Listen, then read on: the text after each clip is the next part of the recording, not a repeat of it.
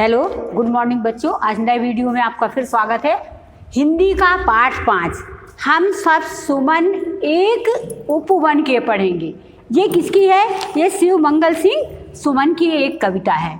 तो हम सब, इसका अर्थ ही निकलता है कि हम सब लोग, सुमन यानी क्या होता है? फूल, पुष्प, जो भी आप कह सकते हो। उपवन मीन्स बगीचा। आया समझ में? तो इसके बारे में पढ़ेंगे। तो शिव मंगल सिंह जो सुमन है, इन्होंने हम सब भारतीयों को किससे तुलना की है?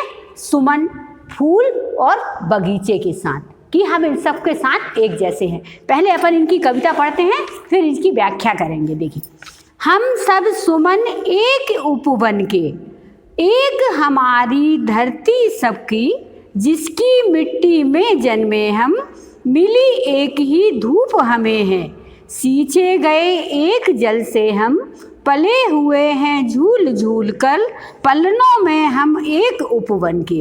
अब इसमें क्या है, उन्होंने क्या बताया है इस पद्यांश में कि हम सब जितने भारतवासी हैं, हम सब लोग हैं, हम एक सुमन, एक फूल और एक बगीचे के सभी लोग एक ही संतान हैं।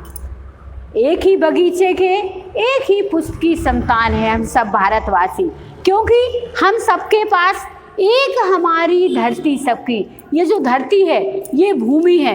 अपन यहाँ धरती को भी देखते हैं, लिख देते हैं। धरती यानी क्या होता है?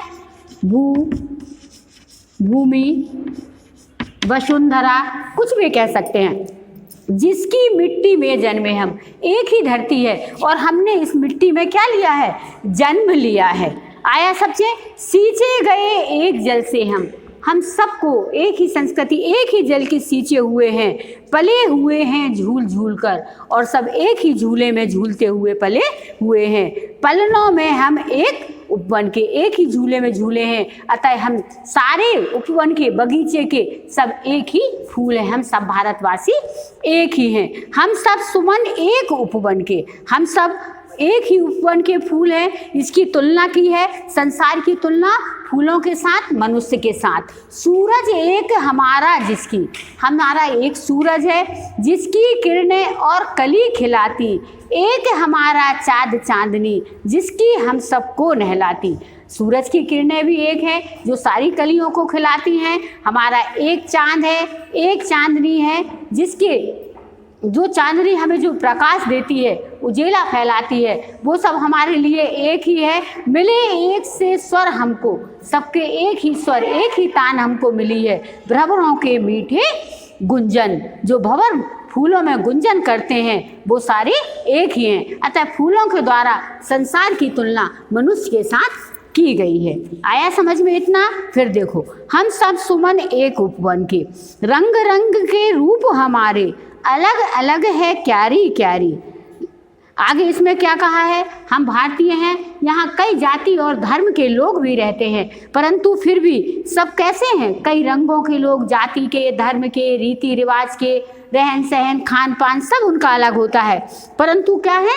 सब एक है। रंग रंग के रूप हमारे, अलग अलग हैं क्यारी क्यारी, लेकिन हम सब ही मिलकर हैं उपवन की शोभा सारी। हम सब जाति धर्म सबके अलग अलग हैं, परंतु सारी जो बगीचे की शोभा जैसे पुष्प होती है, ऐसे सब हम भारतवासी अपने भारतीयों की शोभा है, अपने भारत की शोभा है।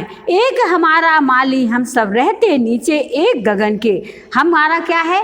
एक ही माली है, एक ही ईश्वर है, और हम उसी आकाश के नीचे रहते हैं। आया समझ में इतना?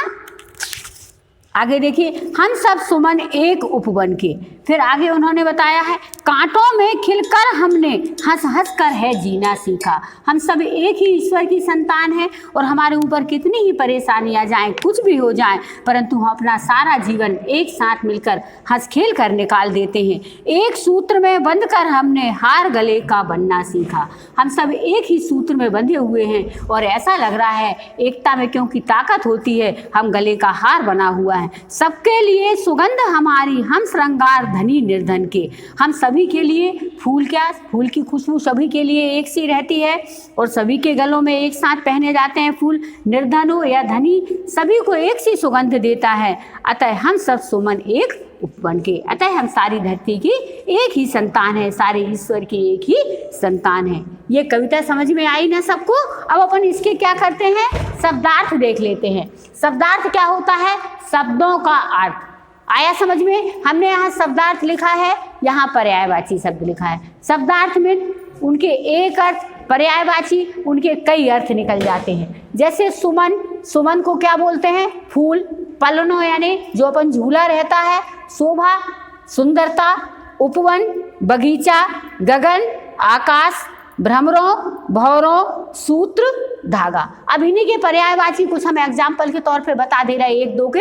जैसे उपवन है, उपवन को बगीचा भी बोलते हैं, वाटिका भी बोलते हैं और उद्यान भी बोलते हैं। कोई भी पर्यायवाची में कम से कम 2 लिखना कंपलसरी हो जाता है। गगन, गगन का आकाश, नभ, नभचर। सुमन, फूल, पुष्प और सुमन आ गया। धरती, भू, भूमि, धरा, वसुंधरा। आया समझ में सबको? तो ये पाठ अपने देश के ऊपर है और अब जो ईश्वर के ऊपर है हम उसी की संतान है। जैसे बगीचे में बहुत सारे फूल खिलते हैं, वैसे ही हम कई तरीके के लोग ईश्वर की संतान हैं। Thank you. Next video.